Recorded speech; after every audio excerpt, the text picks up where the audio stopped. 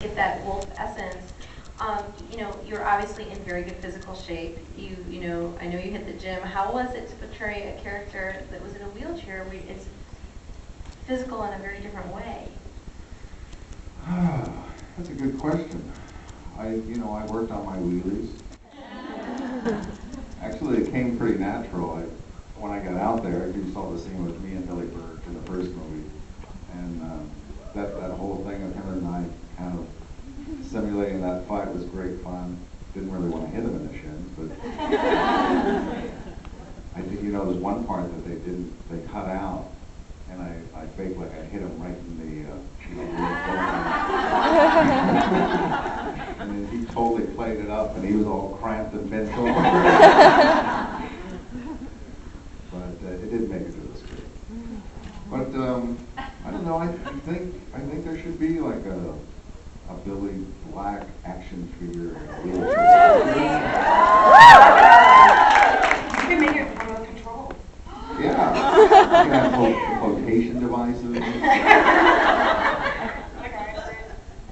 Chris and I were actually discussing the possibility, because Billy's condition is due to diabetes, but there's varying degrees of diabetes, and if it's the early stages, it wasn't that he couldn't walk necessarily, but most of the time there's either a numbness in the legs or there's a pain in the legs. And then there's other times where he doesn't have either one of those.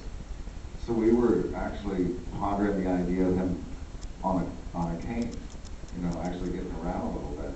I don't know how much of a departure that would be from readers and how they understand Billy in the book, but it explains why Billy was driving in the first movie. Yes, I know. But there was a fan that actually got it. The reason we had to do that was because I had to do the stare down with Rob. And you don't want that stare down coming from Billy. But if you're going to get it, I worked. You don't know how hard I worked on that scene. But technically, it just wouldn't have worked on the passenger side, and then Rob being on the driver's side. And that's how we came up. Well, I came up with the backstory of the varying degrees of his condition. So we shall see. Well, that brings up a good question. I mean, how much does, at least to your knowledge, does Stephanie come in and allow for departures from her original idea? I think it seems as though she gives a lot of rein to the directors, because the director is the one that's setting up the shots. And the actor definitely has to bring something to the table, choices that he can present, and then the director will say, yeah, I kind of like going this way, or I had this more in mind, because he's got a big picture of his vision, and we have our picture of our character.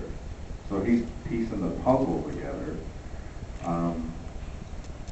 So I get the feeling that they have a lot of rein, and then it's the responsibility of the director to be true to the story.